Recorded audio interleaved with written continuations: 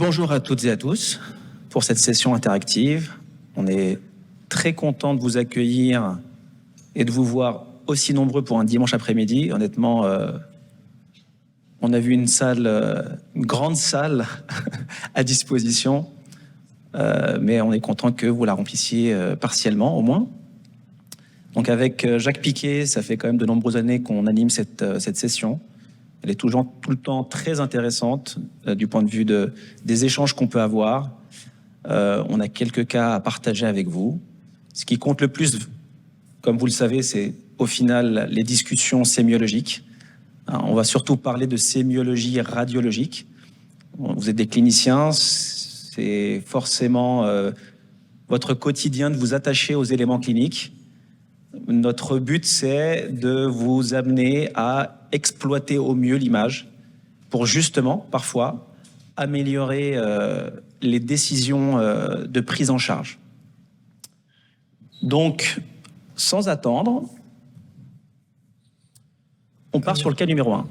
Alors, on part sur le cas numéro 1. Donc, Philippe, il travaille en Suisse maintenant. Malheureusement, il a quitté la Seine-Saint-Denis pour travailler à Genève.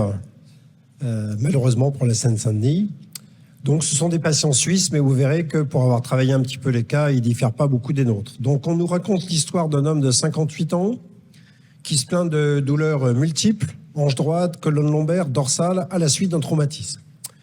Une échographie thoracique est effectuée et met en évidence des épanchements pleuraux bilatéraux. Il arrive aux urgences, sa saturation est un petit peu limite, si bien qu'on monte la FiO2 à 100%. Un scanner est demandé avec 2 questions du clinicien. Est-ce qu'il y a un foyer pulmonaire ou est-ce qu'il y a un tableau, par exemple, d'insuffisance cardiaque globale qu'on pourrait mettre en évidence? Du coup, le premier scanner, 25 septembre. Alors, je vais vous faire défiler des images. Et puis, l'idée, c'est qu'on commence déjà ensemble à décrire ces images pour voir un petit peu vers quoi on va se diriger lors de la discussion diagnostique. Donc voilà, je vous fais défiler d'abord le parenchyme pulmonaire.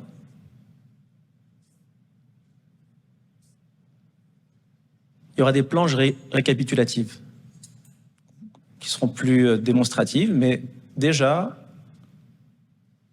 qui aimerait prendre la parole et ouvrir le bal? J'ai un pointeur, oui, super.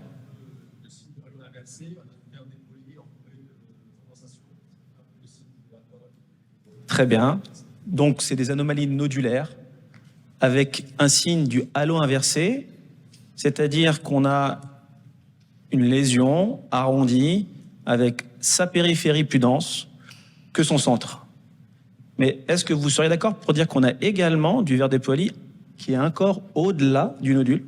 Donc, on a non seulement un signe du halo inversé, mais également un signe du halo, tout simplement. Halo inversé, le synonyme, c'est le signe de l'atoll, comme disait monsieur. OK, donc des anomalies qui sont nodulaires, bilatérales, avec cette caractéristique. Qu'est-ce que vous auriez d'autre à ajouter?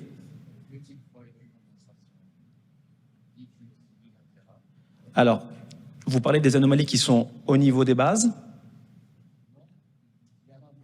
Bien avant. Alors, je reviens avant. Ça.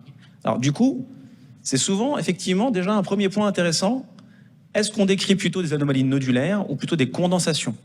Ça, c'est un élément qui est parfois pas simple à résoudre. On est parfois entre 2 milieux sémiologiques et il n'est pas rare qu'on décrive parfois des condensations nodulaires ou des condensations pseudo-nodulaires quand on est incertain. Votre collègue, lui, il a plutôt parlé de nodules. Vous parlez de condensation. Au final, l'essentiel, c'est de pouvoir prendre effectivement les gammes diagnostiques en lien avec ce que vous allez proposer comme point de départ sémiologique. Alors, en dehors justement de ces anomalies, qui sont parenchymateuses, nodulaires ou de condensation, alors, pour un petit peu challenger la question, déjà, condensation versus nodule, quel argument on rechercherait pour nous aider à plutôt parler de condensation? Le bronchogramme, j'entends. Est-ce qu'on a un bronchogramme? On n'a pas de bronchogramme. Donc même si c'est une plage d'hyperdensité étendue, c'est vrai que déjà elle a une forme, contrairement à ce qu'on s'attend, Elle n'a pas des contours nets parce qu'il y a un signe du halo. C'est ce qui rend la difficulté de distinguer un nodule qui, lui, a des contours bien nets. Et d'autre part, on n'a pas de bon programme. Donc on aurait plutôt un penchant pour dire, est-ce que ce n'est pas plutôt des anomalies nodulaires? Et puis on a ce fameux signe du halo inversé, qui est décrit dans certaines condensations, effectivement, mais surtout dans les anomalies nodulaires, qui est intéressant parce que c'est un signe qui est fort, qui renvoie vers des gammes diagnostiques particulières. Et c'est ce qu'on aime bien dans le poumon, puisque souvent on est confronté à de nombreuses options thérapeutiques. Surtout quand là, eh bien, par rapport à la présentation initiale et à la question posée initialement, eh bien, on est tenté d'aller vers des gammes diagnostiques qui sont différents de la question posée. Alors, à part ces éléments de condensation, qui sont quand même multiples et bilatéraux et diffus, eh bien, qu'est-ce qu'on a d'autre? Je vous propose le médiastin pour y voir plus clair. Déjà, ça nous apporte un élément supplémentaire dans l'appréciation de ces condensations. Qu'est-ce que ça nous apporte comme élément? Alors, on parle de clarté. Le terme clarté, là, pardon? Alors, est-ce qu'on peut parler d'excavation sur la fenêtre médiastinale? C'est plutôt sur la fenêtre parenchymateuse. Je reviens sur la fenêtre parenchymateuse, mais c'est un bon sujet de débat, je dirais. Excavation, ça veut dire que c'est un élément troué.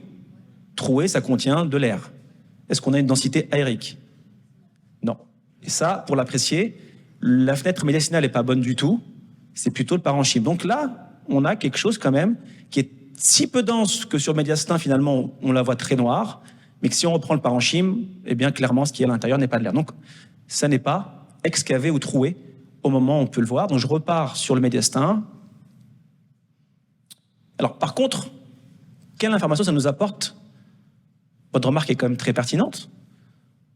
En périphérie, quand même, ça se rehausse pas mal, mais au centre, finalement, le rehaussement est si faible qu'on aurait l'impression que c'est troué. Et ça, c'est quand même une information. Le rehaussement d'un nodule ou d'une condensation nous apporte un élément d'information qui est intéressant. Déjà, on se met ça dans notre... Pardon? Bah, justement, la question de l'excavation, on l'a prise sur le parenchyme. Et on vient de voir ensemble que ce n'est pas excavé. D'accord? Les épanchements. Donc, on a en plus des épanchements pleuraux, bilatéraux. OK. Alors, donc vous avez vu tous les éléments sémiologiques. Quand on les met bout à bout, bah finalement, on pourrait avoir plusieurs options. Voilà les options que je vous propose. Qu'est-ce qu'on aurait aimé choisir parmi ces options? Pneumonie organisée, l'aspergillose angio-invasive, une endocardite, des emboles septiques, et puis des lésions de métastase. Finalement, ça fait partie de la gamme diagnostique sur ce que vous venez de décrire, globalement, et sur quel diagnostic vous auriez envie d'aller ou que vous aimeriez évaluer. La A ou la D? La A ou la B? Donc, on a... Alors, qui dit A? Qui dit A? Donc, de la pneumonie organisée. OK. Qui dit B? Donc, on est quasiment 50-50, comme ça, à lever de main. Qui dit D? Parce que j'ai entendu D aussi. Un peu plus minoritaire, mais on a quand même quelques clients. Et C, j'ai quelques clients aussi, on va dire quasiment aussi nombreux que le C. Donc C et D sont minoritaires dans vos choix, mais il y a quand même deux groupes qui sont à peu près équivalents, et A et B surtout majoritaires. Alors c'est vrai que c'est quand même difficile juste sur l'imagerie de se positionner, mais finalement et c'est ce qui arrive souvent en imagerie, c'est qu'on ne pourra pas proposer un diagnostic, plutôt une gamme diagnostique. Ce qui est important, et c'est là où l'imagerie, il y a des éléments de critères qui nous permettent de mettre des niveaux de probabilité par rapport à ce qu'on recherche comme pathologie, et qui va forcément, a fortiori, conditionner, pousser vers des investigations particulières en fonction des hypothèses qu'on va prioriser. Alors, si on rentre dans l'analyse, comme on a vu, on parle de condensation nodulaire. Alors, du coup, moi, j'ai employé ce terme-là. Donc, on ne se mouille pas trop quand on dit ça. Avec non seulement un signe du halo inversé, mais également un signe de l'atoll. Donc, c'est double... Donc, pardon, le signe du halo et le signe de l'atoll, qui est équivalent signe dual inversé, hein, c'est des synonymes. La question de la distribution, elle est importante, puisque finalement, une distribution bilatérale diffuse, et surtout périphérique, est un argument pour certaines pathologies. Et c'est quand même un lieu commun dans le raisonnement diagnostique à partir de l'imagerie. La distribution est systématiquement structurante. Alors, soit on a une distribution qu'on peut identifier avec une prédominance, soit on n'en a pas. Dans les deux cas de figure, c'est structurant. Les épanchements, alors on est passé directement artère nourricière, ok. Donc les artères nourricières, alors ici on a une petite image qui est subtile. Je ne me suis pas attardé dessus parce que vous n'aviez pas tout le volume, donc c'est forcément beaucoup plus difficile de pouvoir l'évaluer. Mais dans notre raisonnement, dans notre gamme diagnostique, on avait ces fameux emboles septiques. Et un des arguments qu'on va aller rechercher, c'est parfois cette petite image vasculaire qui va venir pointer son nez en périphérie d'une image nodulaire.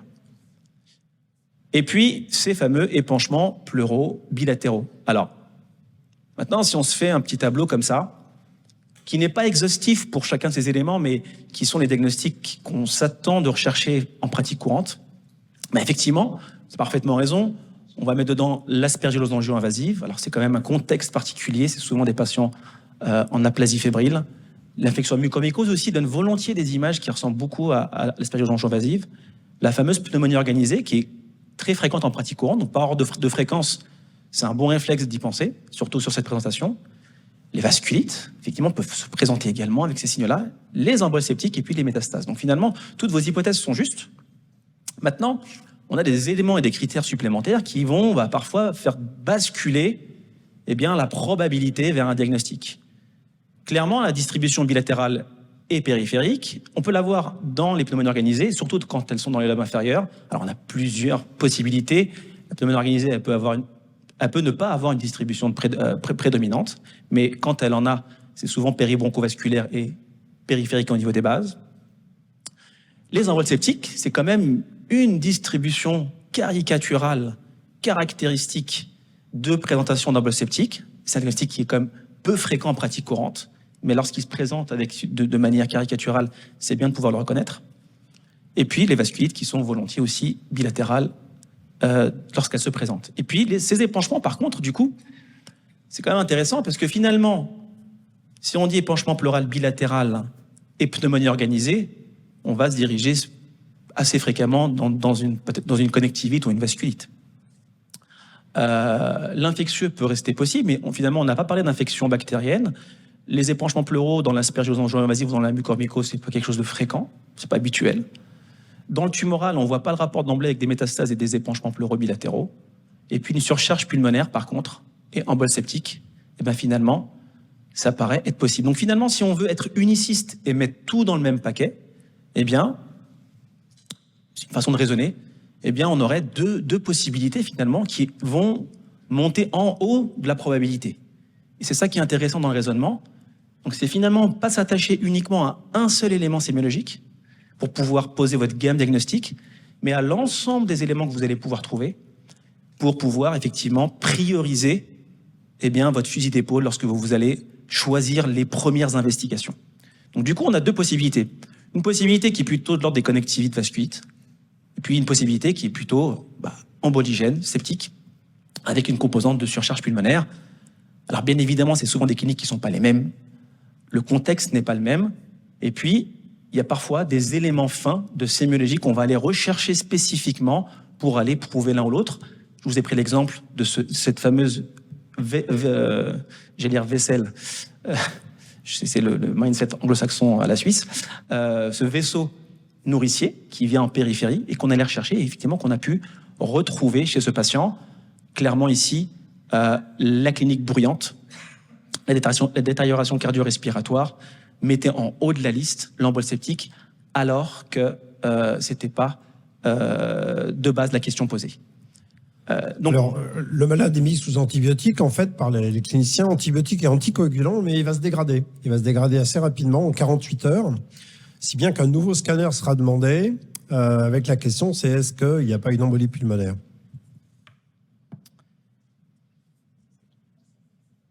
Et en 48 heures, voilà ce qui se passe. Là, pour le coup,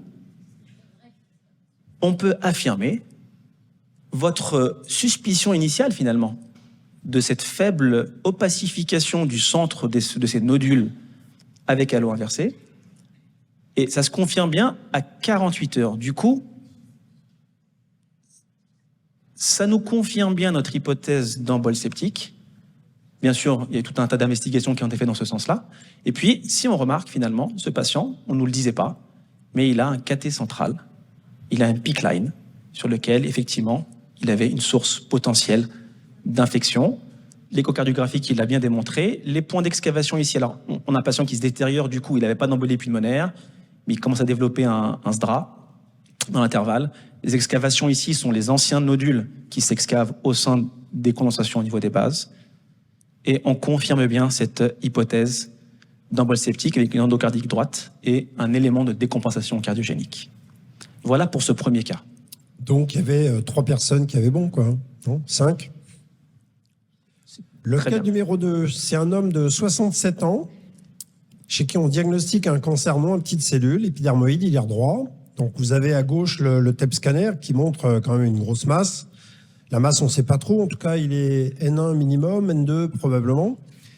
Il va être traité et on va lui faire une chirurgie, une pneumonectomie droite complète en juillet 2023. Et dans les suites, on va commencer un traitement adjuvant par chimiothérapie, carboplatine et vinorelbine. Là, à droite, vous avez le scanner post-opératoire qui est demandé par les cliniciens parce qu'il a un peu trop d'emphysème sous-cutané, comme vous voyez. La question du clinicien, c'est est-ce qu'il y a une surinfection de la poche, est-ce qu'il y a un problème particulier? Là, on voit plutôt une poche qui se remplit doucement, hein, comme habituellement, donc rien de particulier de ce point de vue-là. Et ensuite, du coup... Et ensuite, il va revenir par contre en septembre, donc on envoie le patient chez lui. En septembre, il revient, là ça va plus du tout, il a une altération générale, il est un peu fébrile, il a un syndrome inflammatoire biologique. Et là, l'oncologue est très inquiet, il se demande si la cavité de pneumonectomie n'est pas infectée. Donc il demande un scanner qui est celui-ci. Donc vous avez les images. Du coup, qu'est-ce qu'on voit sur ce scanner ?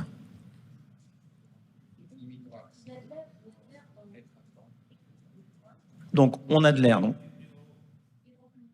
Alors, du coup, c'est la cavité de pneumonectomie, donc, qui se remplit progressivement. Si on compare par rapport à l'image précédente, on voit qu'elle se remplit mieux. L'emphysème a disparu. Donc, finalement, c'est le suivi attendu d'une cavité de pneumonectomie. La question qui a été posée, finalement, et qui est très difficile à répondre sur l'imagerie seulement, c'est est-ce qu'on a une surinfection? C'est est-ce qu'il y a eu une infection potentielle? Cette cavité, une forme d'empyème. Nous, on fait un protocole particulier biphasique pour évaluer la plèvre et son rehaussement. Son rehaussement-là, c'est une plèvre qui se rehausse, post-chirurgicale. Cavité pleurale, du coup, qui a un rehaussement et un épaississement régulier, mais sur lequel on est globalement incapable d'affirmer une surinfection ou pas, et qui a poussé les collègues de ponctionner le liquide. On n'a rien retrouvé de particulier. Dans le parenchyme pulmonaire controlatéral, on a une bronchopathie modérée, mais finalement pas de foyer particulier. Donc on reste un peu sur notre faim par rapport à la question posée. Il décide quand même de le mettre sous antibiothérapie. Alors, donc le malade est mis sous antibiothérapie malgré l'absence de documentation bactériologique, mais 3 semaines plus tard, son état s'aggrave nettement. Vous voyez, il s'aggrave nettement. En plus, depuis quelques jours, là, il a une dyspnée plus importante. Il ne tousse pas, il ne crache pas. Il a une désaturation très importante puisqu'il a 83% de SAT en air ambiant. Un nouveau scanner thoracique est demandé. Et du coup, qu'est-ce qu'on voit sur ce scanner ? Donc, bronchopneumopathie, ça, c'est un diagnostic. Qu'est-ce qu'on voit comme élément sémiologique déjà ? Alors, on a des foyers en verre dépoli, ok. J'ai entendu condensation, postéro-basale, des septa épaissis, probablement, c'est pas du tout inintéressant comme remarque, ok.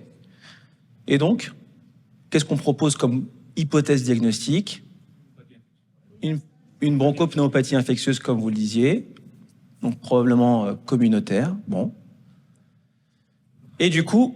Alors, le 30 octobre, c'est encore pire. Le malade a été traité par une antibiothérapie par piperatazo, donc vraiment très puissante, Ça fait 6 jours qu'il a ce traitement-là et ça continue à se dégrader, à la fois en termes de syndrome inflammatoire, en termes d'amélioration clinique, il se dégrade cliniquement, malgré le traitement antibiotique, et un autre scanner est effectué.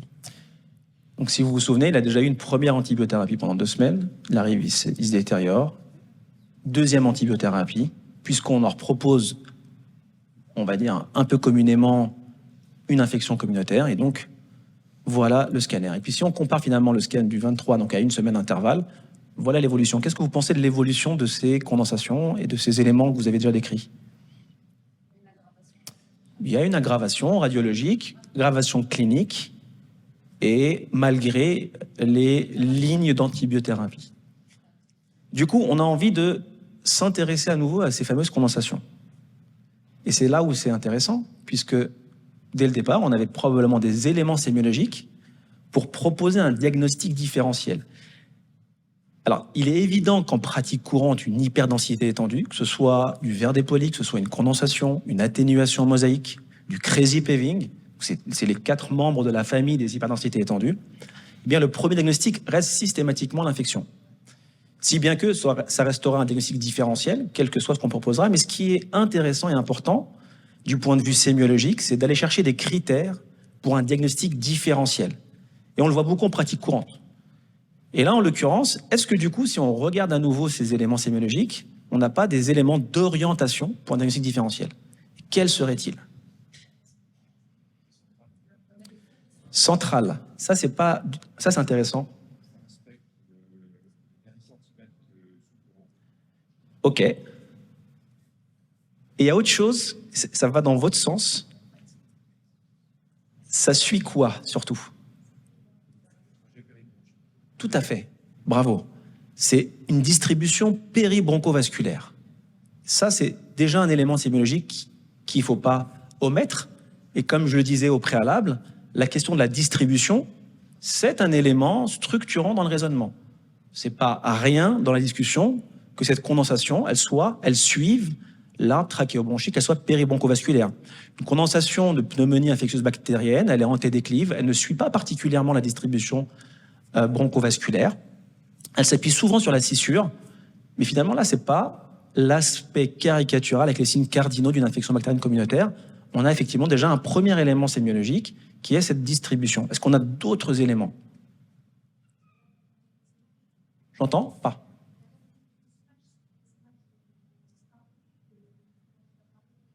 Alors, est-ce qu'il y a des images qui ont disparu, des images qui ont apparu? Celle-là et celle-là. Très bien. Donc, on a des images ici, 2-3 foyers dans le lobe supérieur gauche qui régressent et un nouveau foyer qui apparaît là. Alors, d'autres foyers progressent aussi. Mais c'est un élément qui est intéressant. Est-ce qu'on a autre chose? Est-ce qu'il y a un élément sémiologique qu'on peut aller rechercher, qui n'est pas simple, parce qu'on n'a pas l'habitude d'aller le voir, et pourtant qui est très fort de sens en pratique courante, c'est les fameuses condensations périlobulaires. Alors, les condensations périlobulaires, alors, la vignette en haut à droite, c'est une image, on va dire, hyper caricaturale qu'on ne voit pas beaucoup en pratique courante. Quand on la rencontre, c'est assez facile, puisque là, on arrive à dessiner des lobules secondaires, des formes polygonales, un peu comme si on aurait des épaississements des septins interlobulaires. Mais à la base d'avoir des septins interlobulaires réguliers, on a des condensations qui vont venir un peu mouler ces lobules secondaires. En général, on a plutôt l'image en haut à gauche, c'est-à-dire des condensations et puis des zones, quelques lobules, qui sont épaissis en périphérie et qui restent épargnés par les condensations, un peu de manière comme ça magique. Et puis, finalement, ce signe-là, il est très intéressant puisqu'il restreint assez fréquemment la discussion diagnostique vers 3 grandes hypothèses. Une atteinte, la pneumonie organisée, qui est quand même une présentation très fréquente de ce signe-là. Les pathologies granulomateuses, donc périlymphatiques de façon générale, et en particulier les pathologies granulomateuses. Et puis parfois dans les pathologies tumorales, plus difficiles à évaluer, parce que c'est très irrégulier, et qu'on a souvent d'autres anomalies qui peuvent nous aiguiller, on ne va pas trop s'y intéresser. Mais dans les cas de figure, en particulier dans des présentations infectieuses, c'est un signe qu'on va aller rechercher. Du coup, si on reprend notre patient, eh bien, on remarque des zones d'épaississement périlobulaire qu'on retrouve ici également dans le supérieur gauche, mais qui est un peu plus subtil. Mais au niveau de la base gauche, effectivement, on arrive à bien délimiter des lobules clairs. On a ce que vous disiez, cette distribution péribronchovasculaire, qu'on rencontre également volontiers dans les pneumonies organisées, mais également dans les pathologies périlymphatiques et en particulier dans les pathologies granulomateuses, parfois aussi, bien évidemment, dans la lymphangite carcinomateuse. Et puis, on avait et des condensations et des petites anomalies nodulaires. Et des condensations plus des nodules, effectivement, les pneumonies organisées s'expriment également parfois par des formes nodulaires ou pseudonodulaires. Mise bout à bout, effectivement, le diagnostic différentiel, c'était une pneumonie organisée. Le patient est sous chimiothérapie, on a envie d'évoquer une pneumonie médicamenteuse comme diagnostic différentiel. Mais comme je vous le dis, en toute honnêteté, en pratique courante, on ne va pas écarter l'hypothèse infectieux d'emblée. Patient, du coup, Monsieur Piquet. Eh bien, il est mis sous corticoïdes. Et vous voyez que ça s'améliore vraiment très franchement, à la fois sur le plan clinique, c'est relativement lent, mais très bonne réponse biologique, et la CRP qui diminue et le scanner qui se normalise peu à peu.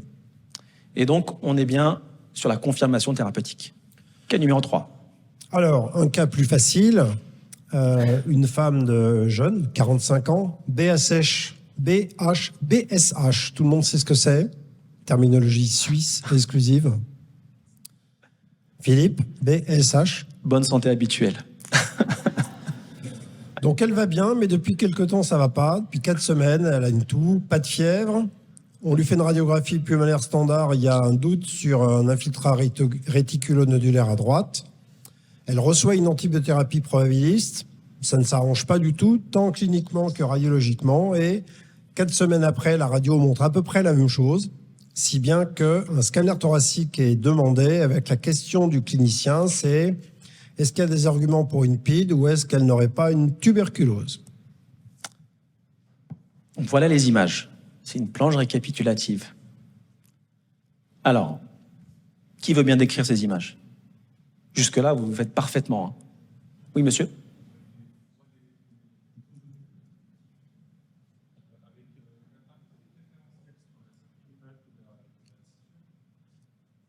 Donc des micronodules diffus, péribronchovasculaire, atteinte scissurale,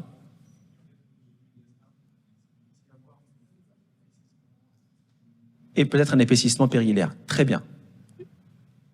C'est bilatéral et symétrique? Plutôt unilatéral. Ok, donc atteinte plutôt unilatérale ou bilatérale. Qu'est-ce que vous aimeriez avoir pour vraiment vous assurer de cette distribution?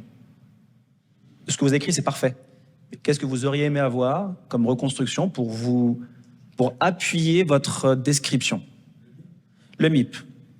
Donc, je continue sur les images suivantes. On retrouve à peu près ce que vous avez décrit jusque-là. Et puis, un MIP. MIP dans le plan axial, MIP dans le plan coronal. Le coronal, pour vraiment voir cette distribution, si elle est effectivement bilatérale ou elle est unilatérale. Donc, est-ce qu'on est sur quelque chose d'unilatéral ou quelque chose de bilatéral et asymétrique? Selon vous? Plutôt bilatéral, parce qu'on a quand même des petits éléments du côté contralatéral, asymétrique. Est-ce que le MIP vient vous conforter dans la description des micronodules? Parce que jusque-là, on a dit micronodules, on ne les a pas qualifiés. Quand on parle de micronodules, c'est des images nodulaires sphériques inférieures à 4 mm. Et puis, dans cette famille-là, on a 3 membres, micronodules bronchiolaires, périlymphatiques et hématogènes. Du coup, parmi les 3 types de micronodules, plutôt périlymphatiques de ce que vous décrivez, est-ce que le MIP vous confirme dans votre hypothèse? Oui. Alors, effectivement, ce qui était compliqué et ce qui a fait poser cette double question par le clinicien, c'est l'atteinte qui était asymétrique. On s'attend sur une atteinte bilatérale, pour une PID, d'avoir une atteinte plutôt bilatérale et symétrique. Donc la question, c'était PID ou diagnostic. Et les pathologies, finalement, qui sont fréquemment asymétriques, c'est une liste non exhaustive. On a d'autres pathologies que l'infectieux et le tumoral. On a aussi l'hémorragie alvéolaire, on a aussi les pneumonies médicamenteuses qui volontiers s'expriment par des atteintes bilatérales, parfois unilatérales, en tout cas avec une asymétrie de présentation. Mais les plus fréquentes, vraiment, sur lesquelles on se questionne, on a souvent des questions en routine, c'est vraiment est-ce que c'est infectieux, est-ce qu'il n'y a pas une infection finalement, ou est-ce que c'est pas quelque chose de tumoral. Là, en l'occurrence, le tableau clinique, l'aspect radiographique poussait plutôt vers une question autour de l'infectieux, et en particulier, si on dit micronodule, infectieux unilatéral, lobe supérieur, on a envie effectivement de matcher avec la question d'une tuberculose. Alors, du coup, est-ce qu'on avait un argument pour une tuberculose? C'est finalement poser la question, est-ce qu'on a un arbre en bourgeon? Ça revient à l'équivalent, puisque l'arbre en bourgeon est un des critères pour une atteinte bronchiolaire. Parce que finalement, ce qu'on nous pose comme question, c'est parfois d'être catégorique. Est-ce qu'on est certain que ce n'est pas une tuberculose? Parmi les images A et B, entre A et B, qui présente un arbre en bourgeon? Qui dit A? Par levée de main. Qui dit B? Donc, ni A ni B. Mais on va revenir sur ce point-là. Parce qu'effectivement, il y a des présentations qui sont parfois caricaturales, des présentations plus difficiles, et on va comprendre pourquoi ensemble, finalement, quel est le lieu de l'erreur sur cet élément de l'arbre en bourgeon. Si je vous montre ces images A et B, là, ça paraît plus clair. Clairement, c'est B. Donc, ça vous confirme bien que A n'est pas bronchiolaire. Mais pourquoi en pratique courante? Finalement, j'aime bien rappeler cette méthode-là, parce qu'elle est relativement simple. C'est finalement, face à des micronodules, là, vraiment, la première question qu'on veut se poser, c'est est-ce qu'on a des critères pour une atteinte bronchiolaire? Alors, même si vous avez une atteinte périlymphatique, il arrive parfois qu'on ait deux types de micronodules dans le parenchyme pulmonaire. Donc, c'est pas inintéressant de se la poser, puisque c'est les micronodules les plus fréquents en pratique courante, vraiment de très loin, et qu'ils ont deux critères distinctifs qui sont simples à aller retrouver. Premier critère, c'est l'aspect d'arbre en bourgeon, et je rappelle que l'arbre en bourgeon, ce sont des fins micronodules le long des branches distales de l'arbre. L'autre élément, c'est ce liseré sous pleural. Et donc, l'association de ces deux critères, eh bien, c'est équivalent à micronodule bronchiolaire, c'est équivalent à bronchiolite terminale, et donc c'est équivalent à infectieux jusqu'à quasiment preuve du contraire, puisque le diagnostic différentiel d'une bronchiolite infectieuse, c'est soit une bronchoaspiration, soit une bronchiolite inflammatoire, cellulaire ou folliculaire. Donc, c'est la première question qu'il faut se poser. Le MIP est forcément très utile dans le plan axial, souvent plus simple à évaluer, mais on pourrait l'évaluer dans les autres plans de l'espace. Mais sur le plan axial, c'est très facile puisque notre œil est habitué à voir dans le plan axial. Ça donne cette reconstruction qui finalement est une reconstruction virtuelle, qui montre un aspect exacerbé de la trame vasculaire, qui n'est pas modale. La trame vasculaire n'est pas à une direction oblique. Là, on la voit dans un plan transverse.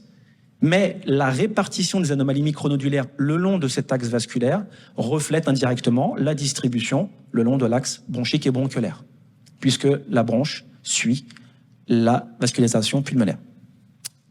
Ensuite, une fois qu'on a éludé cette question, si ce n'est pas le cas, si ce n'est pas bronchiolaire, un coronal est intéressant puisque d'un seul coup d'œil, eh bien, on voit une répartition diffuse et bilatérale. Et ça, juste en scrollant dans un plan axial, c'est très difficile de se faire une idée de l'ensemble de l'atteinte parenchymateuse et du caractère homogène ou inhomogène. Le coronal, donc en un seul coup d'œil, eh bien, on arrive à voir cette distribution diffuse qui est très rare en pratique courante, mais qui est très reconnaissable grâce au coronal MIP. Si c'est ni l'un ni l'autre, il nous reste le périlymphatique, en particulier quand on n'a pas vu beaucoup de sarcoïdose ou quand l'atteinte de sarcoïdose ou autre pathologie avec atteinte périlymphatique est peu expressive. Donc, c'est une méthode qui permet de vraiment sécuriser la bonne description sémiologique. Et donc, les périlymphatiques, c'est là où c'est difficile, c'est que c'est une atteinte de l'ensemble des compartiments du lobule secondaire.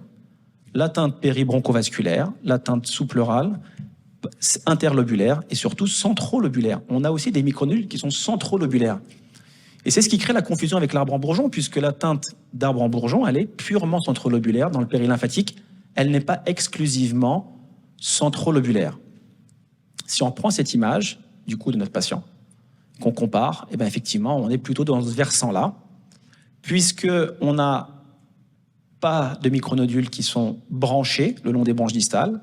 On a des petits paquets de micronodules. L'atteinte qui est le long de la trame vasculaire, on voit cette atteinte des micronodules le long, non pas seulement des branches de l'arbre, mais également du tronc de l'arbre. Et du coup, on n'a pas de doute, indépendamment de la répartition asymétrique, qu'il s'agit d'une pathologie granulomateuse, très probablement. Alors, il y aura d'autres diagnostics différentiels, mais par ordre de fréquence, la sarcoïdose, la présentation clinique était effectivement favorable. On n'avait pas tant d'adénomégalie que ça, on avait des petits ganglions hilaires, mais l'atteinte parenchymateuse est caricaturale. Alors souvent, on nous challenge, oui, mais est-ce qu'il n'y aurait pas quand même une tuberculose? La réponse qu'on peut apporter à ça, puisqu'il y a des associations connues de tuberculose et de sarcoïdose, c'est de dire que nous, on n'a pas d'argument radiologique pour une tuberculose. On ne pourra pas l'écarter formellement, mais en tout cas, on n'a pas d'éléments. Oui?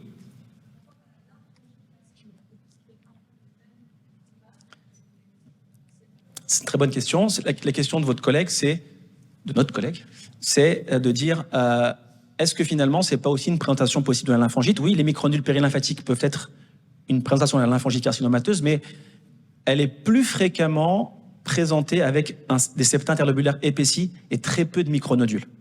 Là, on avait quand même quelques septa interlobulaires qui étaient minoritaires. L'atteinte micronodulaire est bien plus importante.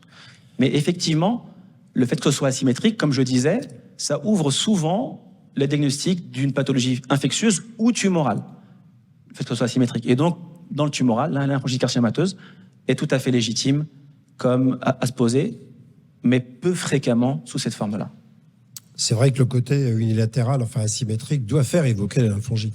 Doit y faire penser. Mais c'est vrai que là, on a très peu de conviction pour une lymphangite carcinomateuse. Alors, un cas très différent, un homme de 76 ans, il tousse, il crache, ça dure depuis 3 semaines.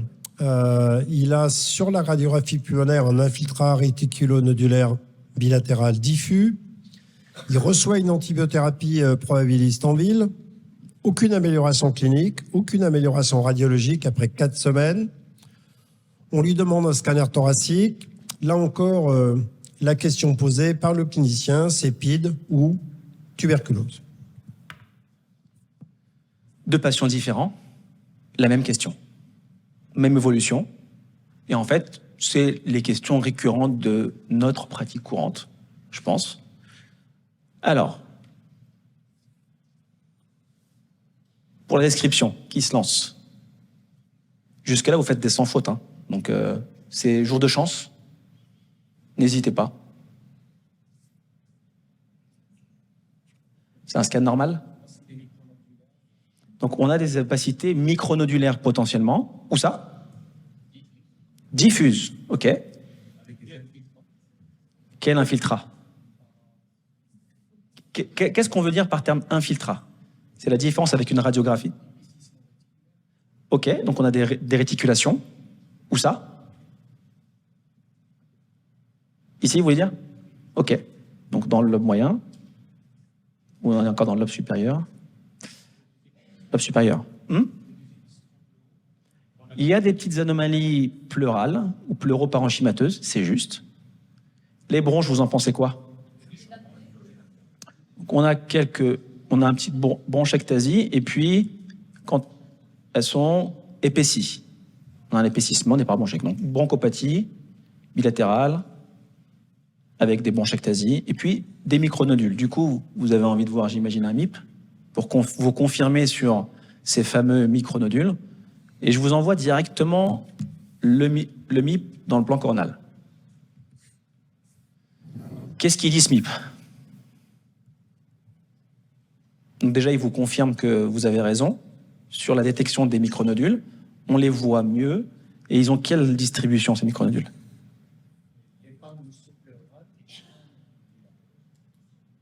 Donc, déjà, est-ce que c'est diffus et bilatéral? Donc, ça confirme ce que vous avez vu dès le départ. Bravo. Du coup, c'est des micronodules bilatéraux, diffus. Et du coup, quelle distribution ils ont? Hématogène, j'ai entendu bronchiolaire. Centrolobulaire, donc bronchiolaire. Qui dit hématogène? Qui dit bronchiolaire? Plutôt bronchiolaire. Malgré l'atteinte diffuse. OK. Et en fait, on a envie d'abord de les voir effectivement dans le plan axial. C'est juste pour nous remettre en jambe sur la question de la méthode. Finalement, là, c'est effectivement, si d'emblée on regarde le caractère diffus, on peut se questionner sur le caractère hématogène de ces micronodules. Si on regarde dans le plan axial, est-ce qu'on a un doute sur le caractère bronchiolaire? C'est un peu plus facile, effectivement. Si je compare à nouveau avec nos fameuses images, à droite bronchiolaire, à gauche périlymphatique, eh bien, on a nos deux critères, les petites images de bourgeons le long des branches distales de l'arbre et ce fameux joli liseré sous-pleural. Donc, on n'a pas de doute sur le fait qu'il soit micronodulaire, malgré la teinte bilatérale et diffuse dans le poumon. Et du coup, ça change un petit peu, puisque, effectivement, ce qu'on va proposer, c'est une bronchiolite infectieuse. Parce que si on dit que c'est une miliaire, par exemple, on parle effectivement d'emblée d'une miliaire tuberculeuse, qui n'est pas du tout la même prise en charge. Donc là, on a eu des prélèvements avec une mycobactérie atypique qui a une évolution assez rapide à abscessus. Et donc, le patient, effectivement, a été diagnostiqué pour sa mycobactérie. Cas numéro 5, patient de 53 ans, tousse depuis 4 mois, il n'a plus d'appétit, perd du poids, il est fatigué, il a des sueurs nocturnes, il n'est pas tabagique et c'est un monsieur qui a une maison de campagne aux Philippines ou l'inverse, une maison de campagne en Suisse en habitant les Philippines. Bref, il fait les allers-retours réguliers entre ces deux endroits, si bien que le clinicien est inquiet sur la possibilité d'une tuberculose compte tenu de la présentation clinique. Donc voilà le premier scanner de présentation que je vais vous faire défiler et qu'on va regarder ensemble. Donc fenêtre parenchymateuse pour commencer.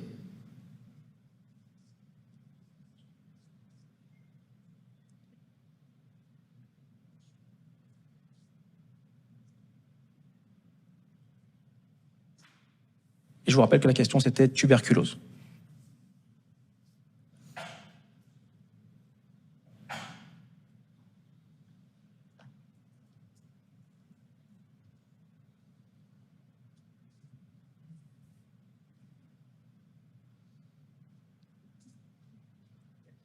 Je reviens en arrière. Déjà, qui veut bien décrire?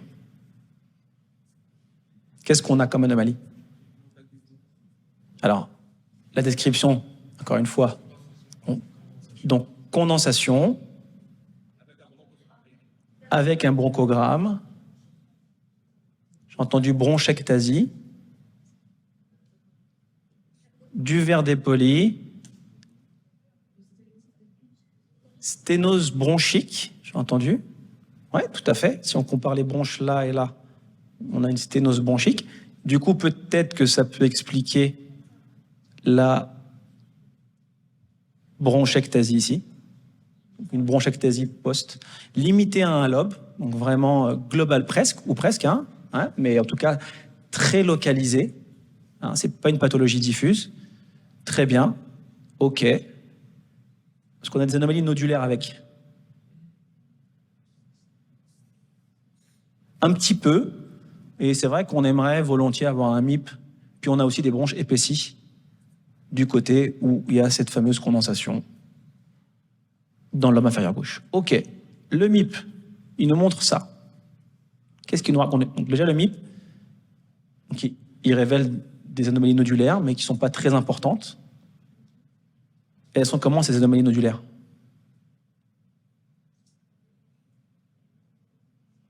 Est-ce que c'est bronchiolaire? Est-ce que c'est bronchiolaire? Tout le monde n'est pas convaincu. Périlymphatique, parce que ça va vraiment nous faire basculer dans la discussion. Clairement, on est d'accord. La question, c'était quand même tuberculose, j'ai envie de dire / infectieux. Hein? Donc tuberculose / infectieux, donc micronodule bronchiolaire plus condensation, on a plutôt envie de répondre oui. Alors après, on a quand même des petits doutes, parce que j'ai entendu sténose bronchique, bronchectasie, ça peut être plutôt dans le sens de l'infection, mais globalement, si on compare, pareil à nos fameuses images, est-ce que finalement on a des micronodules le long des branches distales de l'arbre? Pas vraiment, malgré finalement l'absence d'atteinte de l'espace sous-pleural. Donc, si on a envie de choisir entre les deux, on a plutôt envie d'aller dans cela, puisque les micronodules sont plutôt le long de la trame vasculaire. Ok, je vous montre le médiastin pour un peu aider à avancer sur le diagnostic. Qu'est-ce qu'on voit sur ce médiastin? Des volumineuses adénopathies. Quels critères elles ont? Elles sont très peu denses, donc probablement nécrotiques. Compressives sur le île, pour le coup bilatérales, contrairement à l'atteinte parenchymateuse. Et sur cette fenêtre médiastinale, on voit en fait la prolongation finalement de cette adénopathie le long de la trame bronchovasculaire. Et si je reviens là, et donc peut-être nous donner une idée sur la description sémiologique finalement de ce qu'on voyait comme une condensation sur le parenchyme. Ok. Le MIP, alors le MIP dans le médiastin, il peut parfois avoir un intérêt de ce que vous avez déjà soupçonné sur les images natives, c'est de voir en fait l'effet compressif sur les structures vasculaires et qui va venir clairement apporter un argument très fort pour une pathologie, effectivement, avec un effet de masse, donc une pathologie tumorale en l'occurrence. Et là, effectivement, ce qu'on compare la branche droite de l'artère pulmonaire et la branche gauche, on voit effectivement cet important effet de masse de ces structures ganglionnaires sur les vaisseaux hilaires. Donc au final, sur ces 4 diagnostics, tuberculose. Qui dit tuberculose? Donc quand même, quelqu'un qui se dit, c'est pas exclu. Une infection bactérienne communautaire sur une pneumonie en basse gauche, on a du mal à acheter. Le lymphome, on a pas mal de gens. Et le cancer, bronchopulmonaire, on a plus de personnes. Alors ça m'intéresse. Ceux qui disent cancer, pourquoi? Pourquoi pas le lymphome? Qu'est-ce que vous auriez pour convaincre la team lymphome? Les adénopathies, je pense que c'est l'argument qui avait été employé pour le lymphome.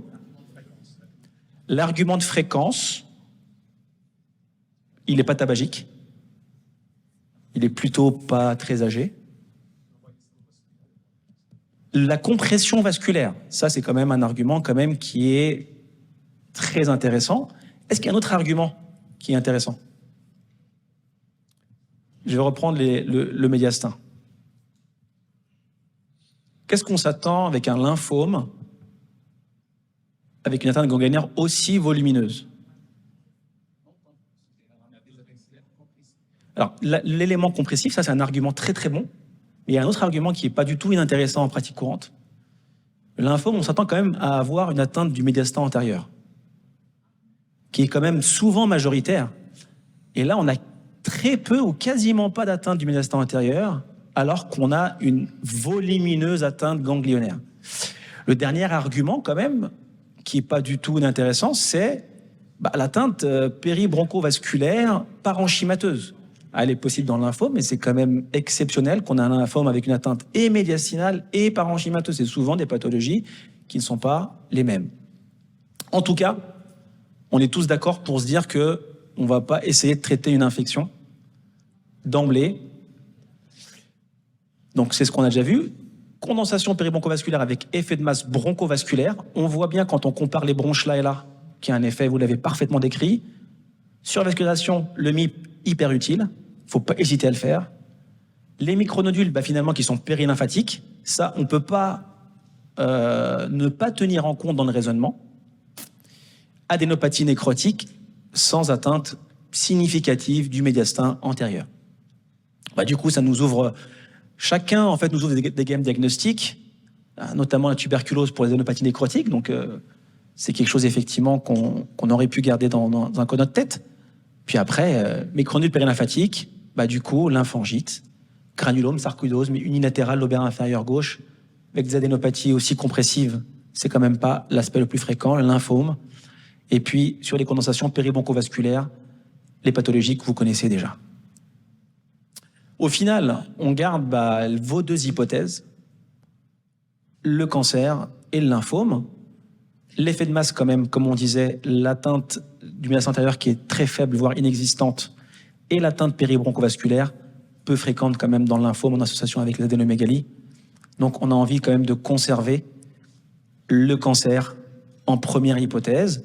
Je rappelle cet élément diagnostique qui est intéressant, parce qu'on avait tous les critères, c'est finalement une condensation péribroncovasculaire associée à une réduction significative et irrégulière de la lumière bronchique, et en plus vasculaire ici, qui est équivalente à ce qu'on appelle un engainement péribroncovasculaire.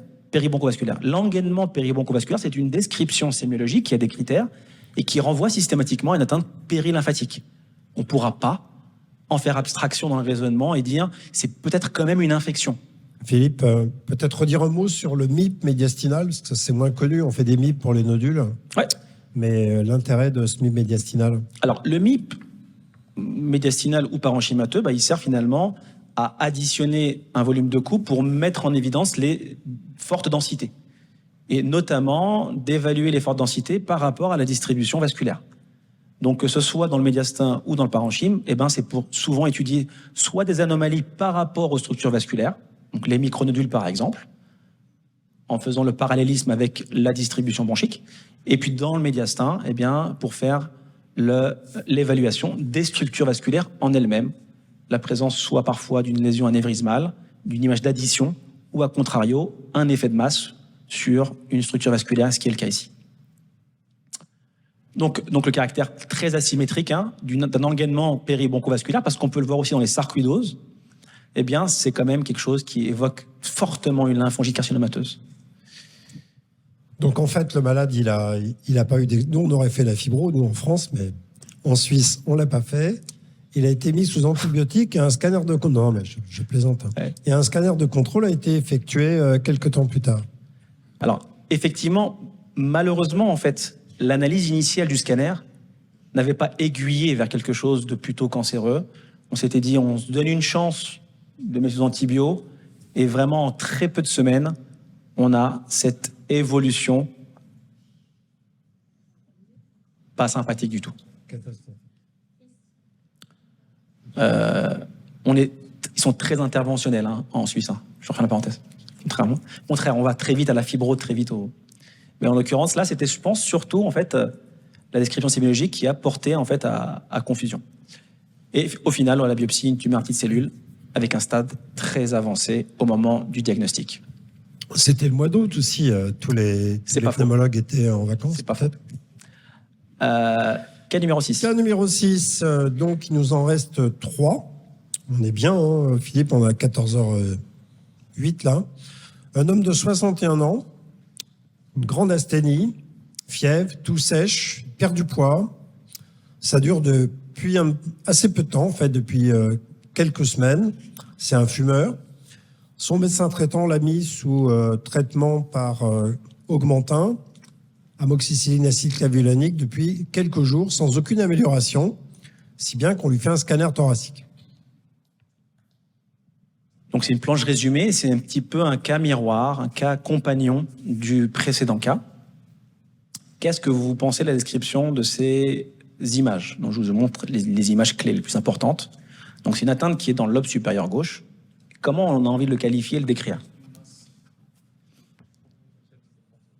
Donc déjà j'entends masse et condensation. Donc c'est souvent effectivement un élément de discussion qui peut parfois être difficile.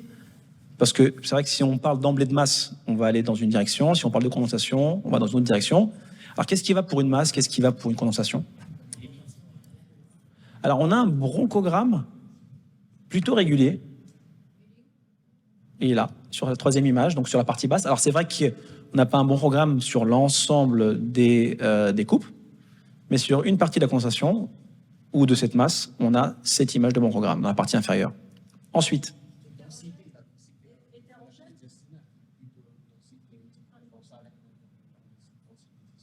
alors, la densité, ça c'est intéressant. Donc, le rehaussement, en fait, de cette plage dense dans le lobe supérieur gauche, eh bien, elle est en partie, vous dites, potentiellement tissulaire. En réalité, on ne peut pas distinguer une atteinte tissulaire d'une condensation infectieuse, ni même d'une atélectasie, sur le niveau de rehaussement. Par contre, qu'est-ce qu'on fait de ce qui est hypodense? Ça, c'est clairement quelque chose qui est anormal et donc qui est potentiellement nécrotique au sein de cette lésion. Alors, ce qui va pour une masse, c'est que c'est quand même quelque chose qui est avec des contours plutôt définis. Donc ça, c'est un argument pour la masse. Quel autre argument on aurait pour l'un ou l'autre? Déjà, qui dirait que c'est plutôt une masse? Plutôt une masse. Qui dirait que c'est plutôt une condensation, mais avec une forme un peu nodulaire? Donc un peu moins nombreux. Pardon? Atélectasie potentielle, il y a une partie d'atélectasie. Qu'est-ce que vous pensez du médiastin? Alors, un petit peu, mais on a une masse aussi volumineuse. On s'attend à avoir quoi dans le médiastin? C'est l'adénopathie. Est-ce qu'on a des adénopathies? Alors, on a un pauvre petit ganglion là, un autre là, avec ici 8 mm de petit axe. On n'a même pas envie de le positiver comme adénomégalie, mais pourquoi pas? Mais on aurait une masse aussi volumineuse avec quasiment pas d'adénopathie. C'est relativement rassurant, ça ne nous permet pas d'exclure une masse, mais en tout cas, c'est encore une fois la question des probabilités. Moi, j'essaie de chercher les signes, les arguments pour dire on est plus dans ça ou dans ça, dans quel versant on est. Et en fonction du versant, eh bien, on met la barre, effectivement, de la probabilité et on priorise le diagnostic. Bon, là, il y a une variante vasculaire, artérielle usuria, mais ça, c'est pas peu important dans l'histoire. Et donc, il y a tous les éléments qu'on a déjà discutés ensemble. Un autre élément, du coup, je reviens sur ce fameux MIP en fenêtre médiastinale, qui permet également de voir l'effet de masse sur les structures environnantes, et notamment les structures vasculaires qui vont venir volontiers traverser cette condensation ou cette masse. Et du coup, ça, c'est le précédent patient. La vignette de droite, pour que vous ayez un élément comparatif. Et qu'est-ce que vous pensez des vaisseaux traversant la structure? Il n'y a pas de compression. Donc, ça a une forme nodulaire. On a une partie du bronchogramme qui est lui aussi super régulier, nickel. Contrairement à ici, où on avait vraiment une compression majeure. Les structures vasculaires qui ne sont pas du tout modifiées. On a une partie qui est quand même à contour mal défini sur la partie basse de la condensation, composante nécrotique, pas trop d'adénomégalie. Eh bien, on est resté effectivement sur l'idée de le recontrôler après antibiothérapie en se disant qu'on avait quand même certains critères relativement rassurants. On aurait pu recontrôler plus tôt en fonction du niveau de doute. Là, il y avait aussi un tableau infectieux, cliniquement, qui allait vraiment dans notre sens, une CRP qui était à plus de 100, 150. Contexte, effectivement, qui était plutôt compliant. Et donc, après le contrôle, on a une régression significative des anomalies. C'était une pneumonie bactérienne nécrosante. Philippe, il y a un collègue qui pose une question à distance, là. Ouais. Est-ce autorisé de parler d'un nodule condensant sur un scanner thoracique? Point d'interrogation. Soit nodule, soit condensation. Docteur Kachil-Rubin. Je ne suis pas sûr d'avoir bien compris. Est-ce autorisé de parler de nodules condensants? Sur un scanner thoracique, oui. C'est ça la question. Ah, je pense que... Précisez, docteur Kachil-Rubin, on vous répondra un peu plus tard. Je pense qu'on est autorisé globalement à faire ce qu'on veut, mais en fait, tout dépend du référentiel. Les nodules, ils sont soit solides, soit de densité mixte, soit en verre dépoli. C'est les différentes catégories de nodules. On parle plutôt dans l'autre sens de condensation. Le doute, il vient plutôt dans l'autre sens. C'est-à-dire que c'est rarement une image nodulaire arrondie, sphérique, donc dans les trois plans de l'espace. Là, il n'y a pas trop de doute. On va pas trop parler de nodules condensants. On va plutôt soit être affirmatif sur le caractère nodulaire, soit ouvrir le doute sur une potentielle condensation qui aurait une forme nodulaire ou pseudonodulaire. Moi, je pense que c'est ça la question. C'est la limite sémiologique entre les deux images, quoi, en fait. Et puis, surtout, je pense que c'est plutôt la condensation nodulaire que le nodule condensant. Je pense que c'était ça, le sens de la question. OK, cas numéro 7. Cas numéro 7. Donc, avant-dernier. Là, c'est un cas facile. Homme de 51 ans, il est suivi pour une polyarthrite rhumatoïde depuis des années. On sait qu'il a des nodules rhumatoïdes pluriels qui sont connus, qui sont surveillés régulièrement. Et là, on le voit avec ce scanner qui est affiché.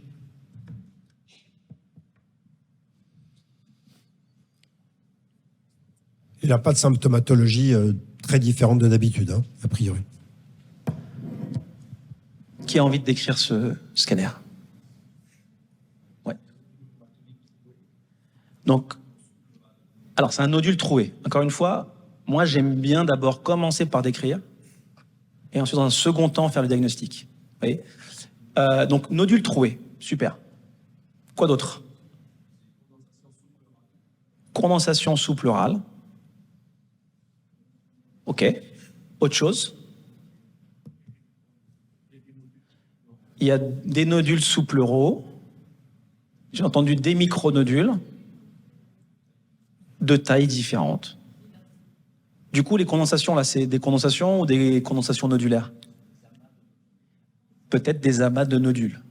Donc, soit des espèces de nodules confluents au niveau des bases. Mais dont un ici et là qui est particulier et puis qui est excavé. Tout à fait.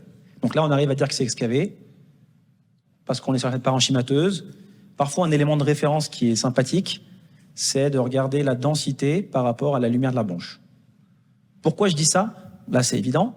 Parce qu'en fonction de la qualité de votre scanner, parfois, vous allez avoir des anomalies, en particulier dans les fibroses pulmonaires, des petites zones circonscrites du parenchyme pulmonaire en périphérie, et vous allez vous poser la question du rayon de miel.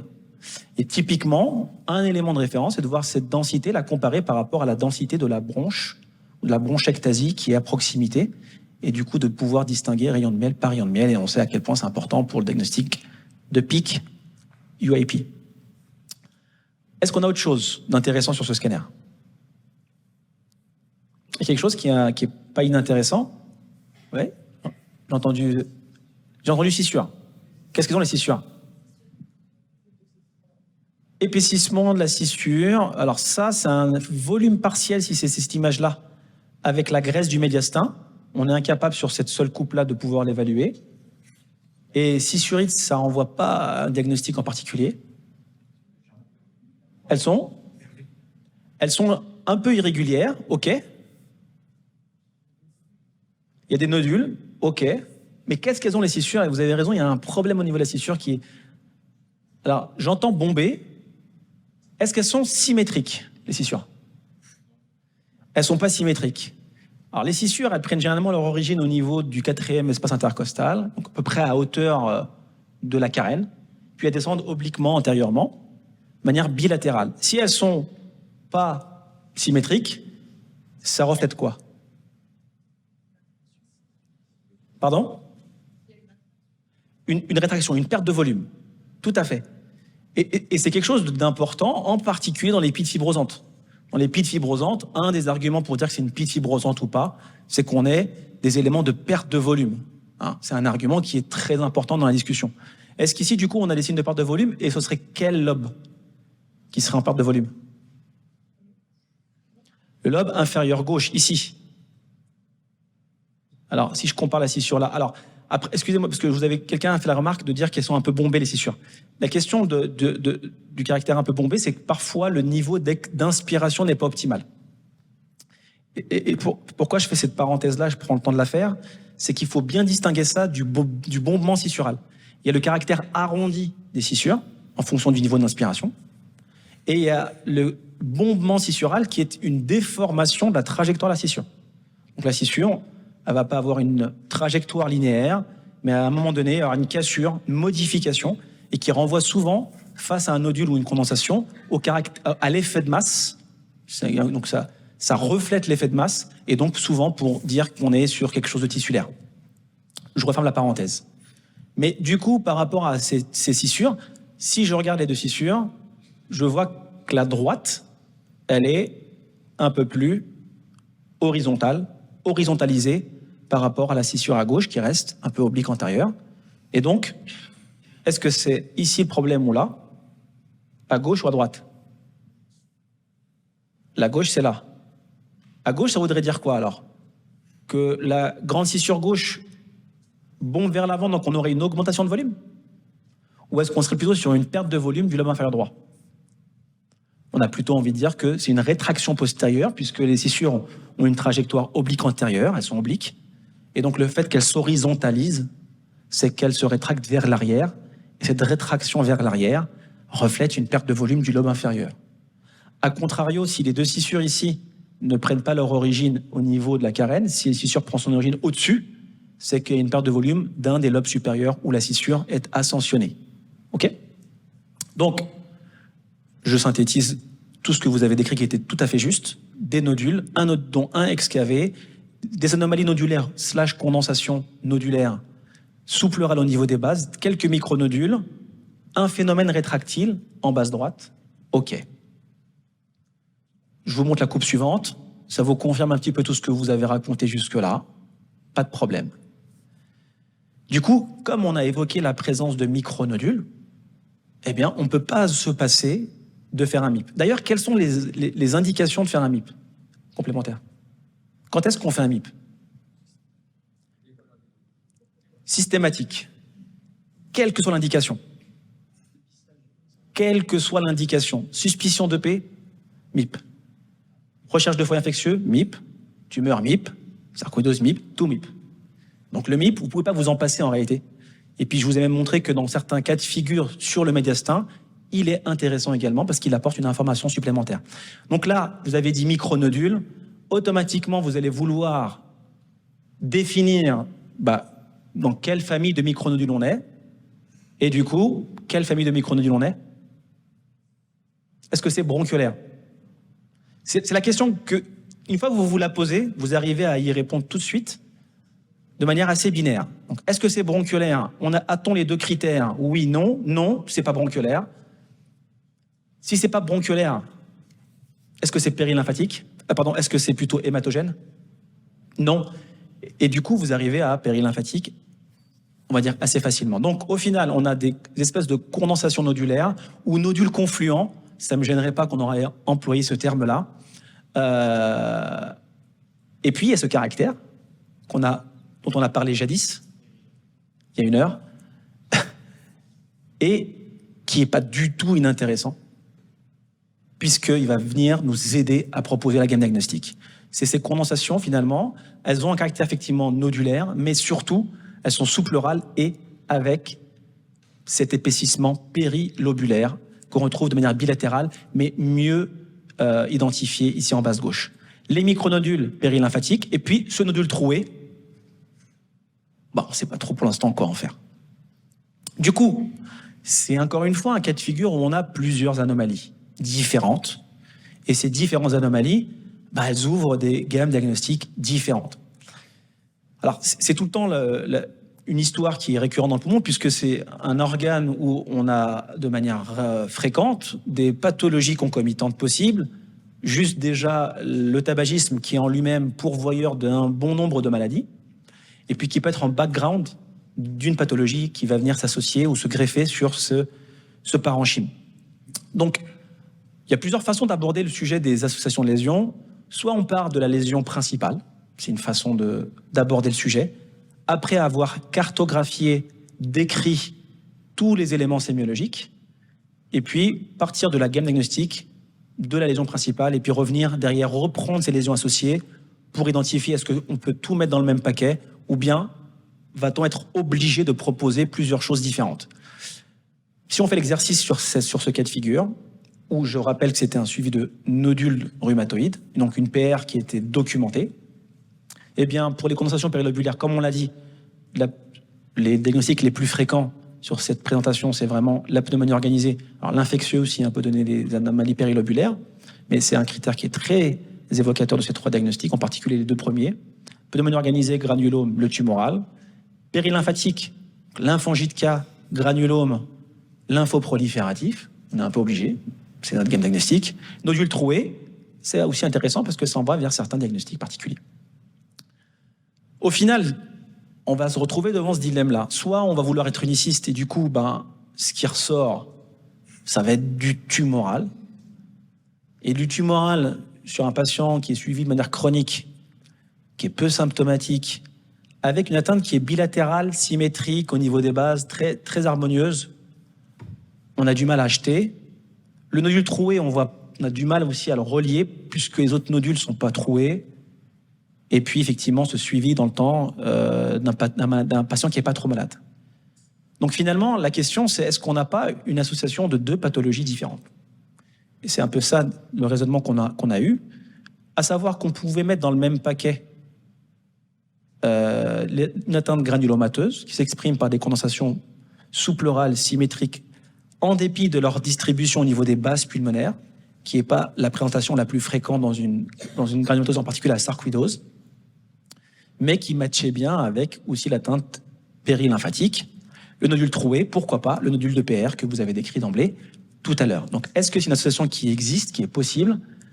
Elle existe effectivement, et on l'a documenté en ayant biopsié ces anomalies nodulaires sous-pleurales. Très bien. Dernier cas, on sera à l'heure pour le train. Un homme de 49 ans, c'est un cas qu'on voit malheureusement encore de temps en temps en pneumologie, un cas un peu triste. Il a une dyspnée d'effort qui évolue depuis plusieurs mois. Il a une toux, aucune expectoration. Ça persiste depuis au moins 3 mois. On lui fait une radiographie pulmonaire. Il a des infiltrats réticulonodulaires bilatéraux et un scanner thoracique est demandé.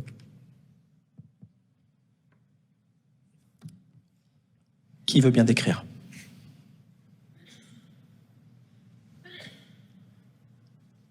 Est-ce que c'est un scanner normal? Oui, d'accord. Il n'est pas normal. Alors, qu'est-ce qui est anormal sur ce scanner? Tout qui est anormal. Et du coup, on va décrire ce qui est... Alors, c'est bien, parce que déjà, on va commencer sur les sujets qui posent la controverse tout de suite sur la table. Donc, du rayon de miel ou le rayon de miel. Donc, la vignette en haut à droite. Apical droit, ici. Cette image-là. Ces images-là. Donc, celles-là, elles sont centrales. Le rayon de miel, il est plutôt sous-pleural. Et surtout, il est sous-pleural. OK. Alors, on me dit qu'il y a des plages de poumons normales et des plages de poumons pathologiques. Est-ce que vous accepteriez qu'un radiologue vous réponde ça? Hein? Alors, il y a du verre dépoli, il y a des bronchectasies par traction. Pardon? Il y a des réticulations par endroit. OK. Il y a des micronodules peut-être. Intéressant. Quoi d'autre? Perte de volume à gauche. Alors, quel lobe à gauche? Lobe supérieur. Tout à fait.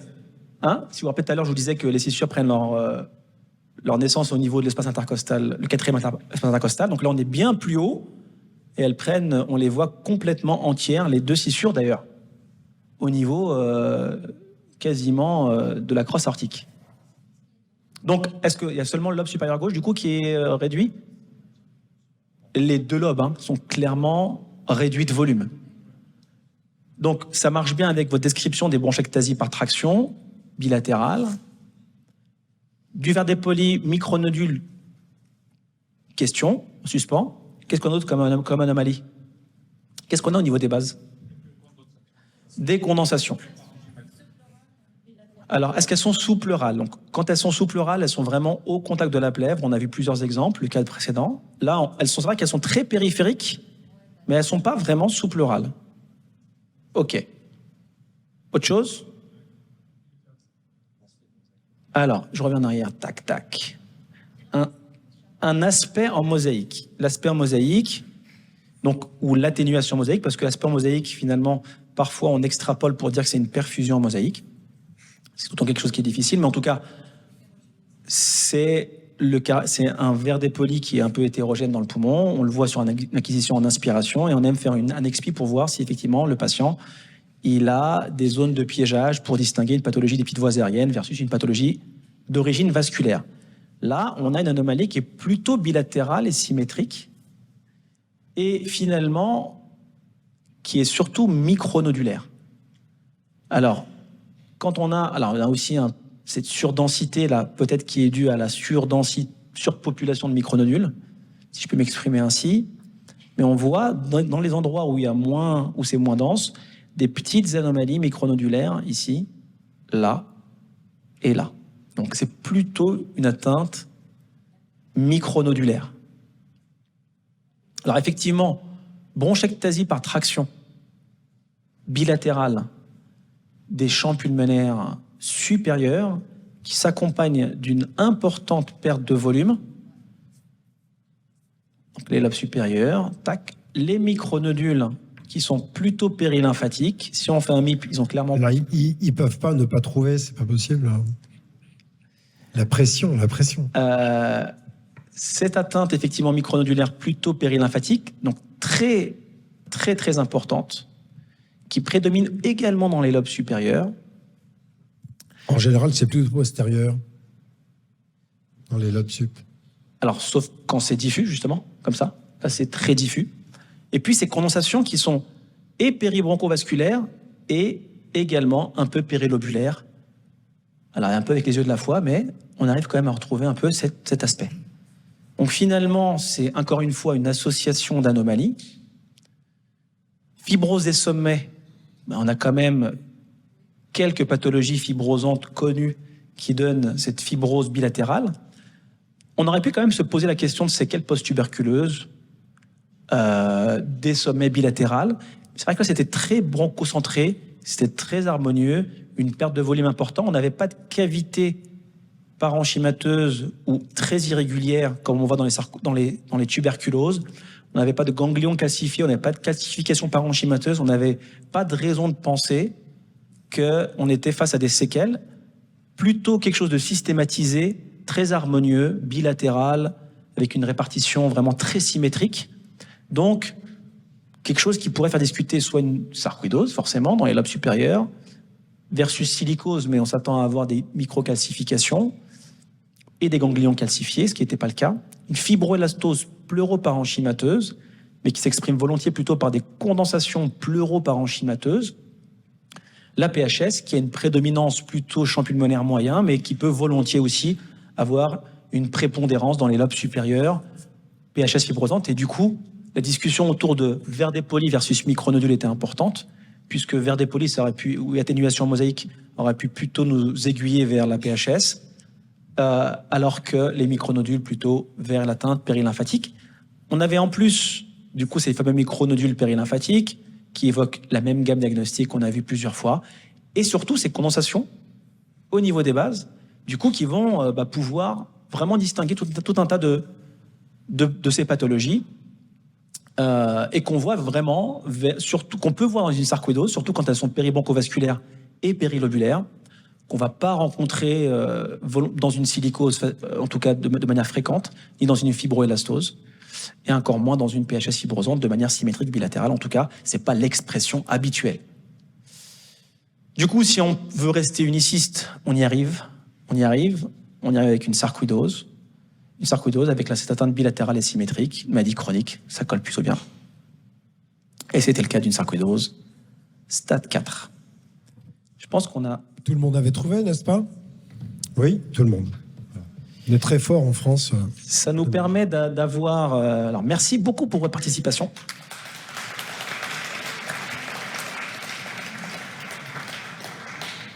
Ça nous laisse 10 minutes pour des questions.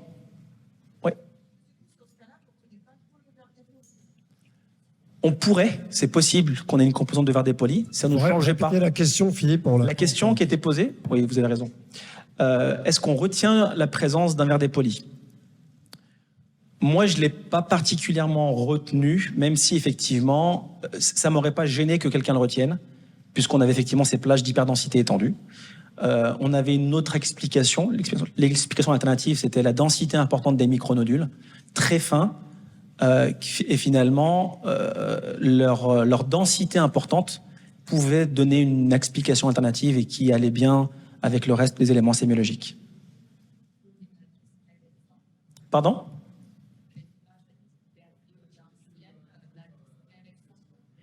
Tout à fait. La clinique aussi, effectivement, était quelque chose... Alors, de la dyspnée récente.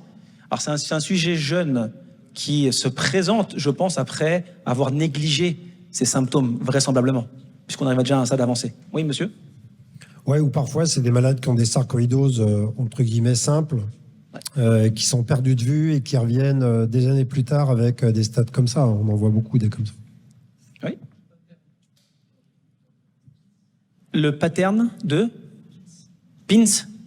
Alors, pourquoi c'est pas un pattern de Pins? Ça veut dire alors, pattern de Pins, on s'attend à avoir quoi? On s'attend à avoir une atteinte fibrosante des champs pulmonaires inférieurs, des lobes inférieurs. Une atteinte qui est plutôt avec du verre dépoli péribronchovasculaire, avec un liseré sous-pleural. Donc déjà, on est sur la gamme diagnostique des fibroses des champs pulmonaires supérieurs, ce qui est exceptionnel dans une PIS, en tout cas qui n'est pas la présentation la plus fréquente. Quand on regarde aussi l'aspect des bronches, les bronchectasies par traction, on voit bien que c'est une fibrose qui est bronchocentrée, qu'on peut volontiers voir aussi dans la PINS. Et puis on a retenu plutôt des micronodules que du verre dépoli. D'autres questions? Eh bien, on peut du coup clôturer cette session. Merci beaucoup et bon retour.